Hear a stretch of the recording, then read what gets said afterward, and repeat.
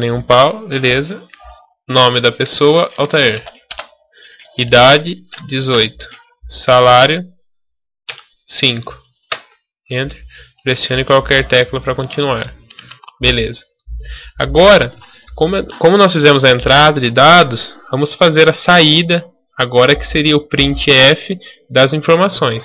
Vou colocar aqui assim, ó. Printf. Porcentagem nome, 2 pontos, porcentagem s, barra m. Aí eu coloco aqui pessoa.nome. Certo? Porque eu estou pedindo para imprimir o nome. Porcentagem s porque é um vetor de char. Pessoa, que é a estrutura que eu defini aqui. Ponto nome da pessoa. Vou dar um Ctrl C aqui. Idade. Salário. Mudar o salário para F. Mudar a idade para D. E colocar aqui idade. E aqui salário. Só uma coisinha. Como o salário só tem 2 casas decimais, eu vou colocar ponto 2. Que o ponto 2 ele fala que assim, ó. Depois do ponto, eu quero somente 2 casas. Não imprime o resto. Eu vou colocar só um símbolo de real aqui para ficar mais... Para ficar um negócio bem formatado.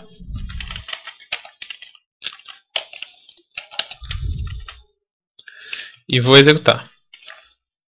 Informe seu nome. Carlos.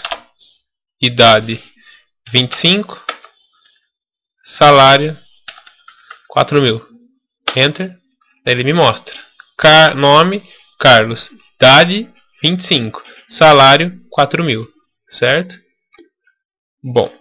Isso daqui foi um exemplo de leitura de escrita em uma struct e depois ler o valor dessa struct. Muito simples. É só declarar ponto tal valor. Beleza, agora vamos fazer o seguinte. Quando eu tenho uma variável aqui, ó, só para deixar bem claro.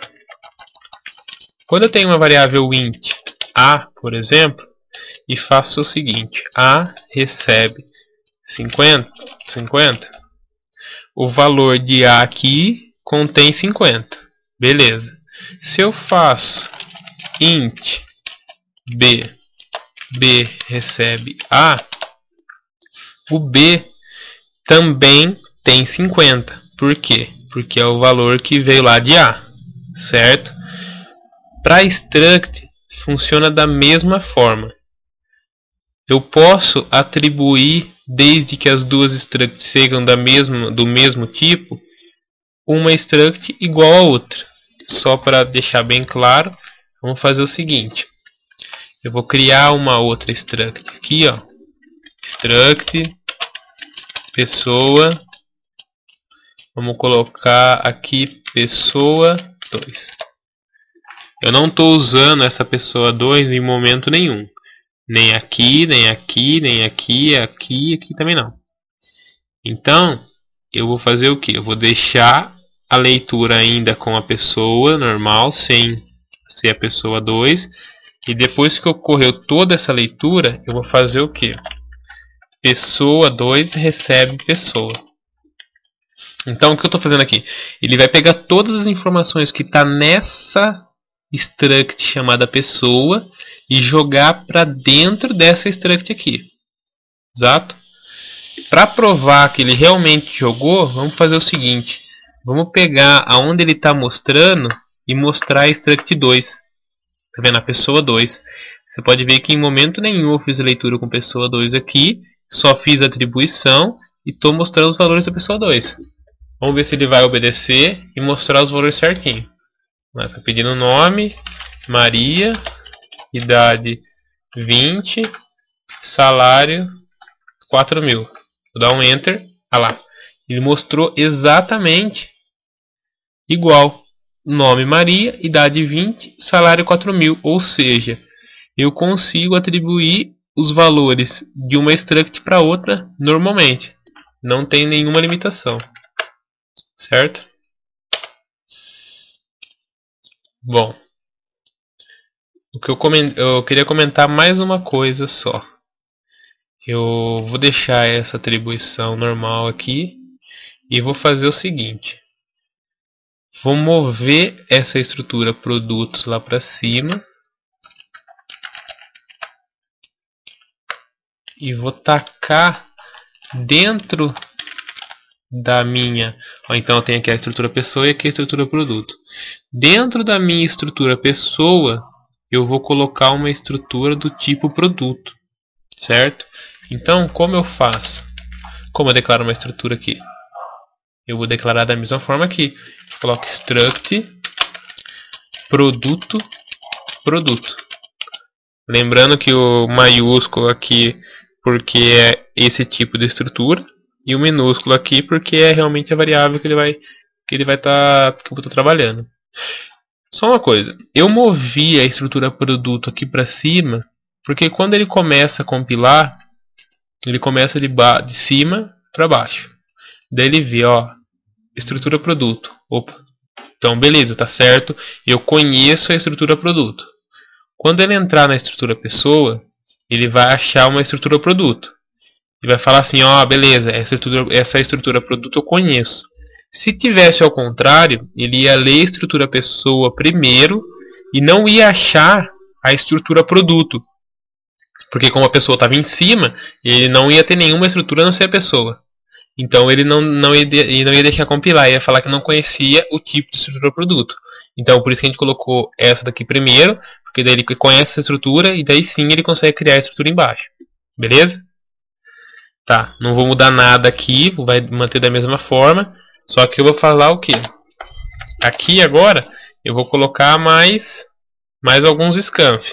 Porque ó, printf informe o nome do produto. Por que o nome do produto? Porque é o primeiro aqui, certo? Então eu vou colocar assim. Informe o nome do produto. Scanf S normal. E vou fazer o que? Pessoa, que é a minha variável aqui. Ponto produto, que é o meu produto aqui. Ponto todas as informações do produto, ó. Estoque, nome e valor. Vou pegar o nome, certo? Então ele vai ler o nome do produto. Falta mais o que? Falta o valor e o estoque. Vou continuar aqui. Informe o valor do produto. Mudo para F e coloco pessoa.produto.valor. Olha lá. Mesma coisa para a quantidade. Informe a quantidade em estoque. Lê como inteiro. Pessoa, ponto produto, ponto estoque. Olha lá. Certo? Só esquecendo de uma coisa. O S não precisa do e-comercial, mas os outros dois aqui, que é float e decimal, que é o inteiro no caso, precisa. Beleza? Vou fazer a mesma atribuição na pessoa 2 aqui para provar que mesmo sendo uma estrutura, quando eu faço uma atribuição dessa forma, ele também vai passar essas informações aqui para dentro da estrutura pessoa 2. E vou imprimir aqui, ó. Printf nome do produto, porcentagem S por uma linha. Pessoa 2 ponto produto ponto nome. Isso, certo? Nome do produto. Agora eu vou repetir aqui, tanto pro valor quanto pro estoque. Só vou mudar aqui o valor é F, o estoque é D. Mesma coisa pro valor, vou colocar o ponto D, ponto 2, para falar que eu quero só duas casas. O estoque pode deixar mostrar normal.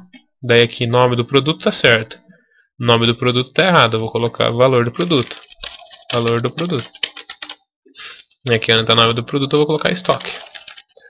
Então, ó, idade é nome da pessoa, idade da pessoa, salário da pessoa, nome do produto, que é o produto, que é a pessoa, ponto produto, ponto nome do produto. o valor do produto, que é pessoa, ponto produto, ponto valor. O estoque, que é pessoa, ponto produto, ponto estoque.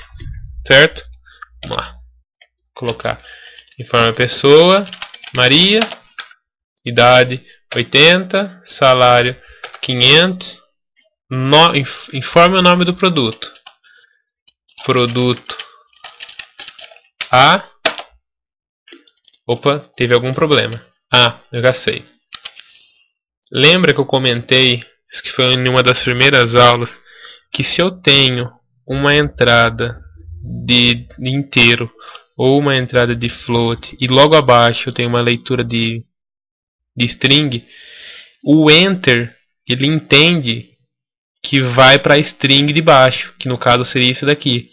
Então eu tenho que usar uma função chamada flush stdin, que eu faço o quê? Limpa para mim a minha entrada, que seria entrada padrão, que a entrada padrão seria o teclado. Então aquele enter que ficou de cima, ele desaparece. Basicamente é isso. Vou executar. Opa. É flush, desculpa. É flush stdin.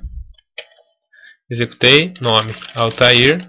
Idade 50. Salário 5.000. Informe o valor. Informe o nome do produto.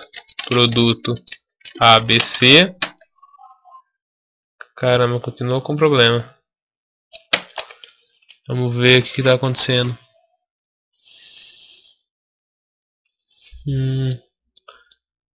Ah, olha só, talvez seja isso. O e-comercial aqui está faltando. Vamos limpar essa entrada aqui também. Vamos ver se vai dar certo agora. Altair, idade, salário. Isso. Agora deu certo. Só um minuto. Estoque.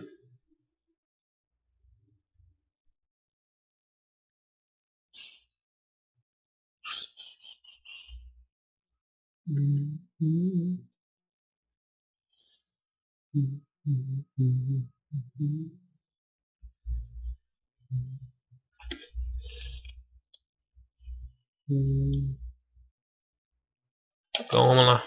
Eu acho que agora tá certo. Altair, idade 40, salário 1.000. Informe o nome do produto. Produto X. Não, caramba.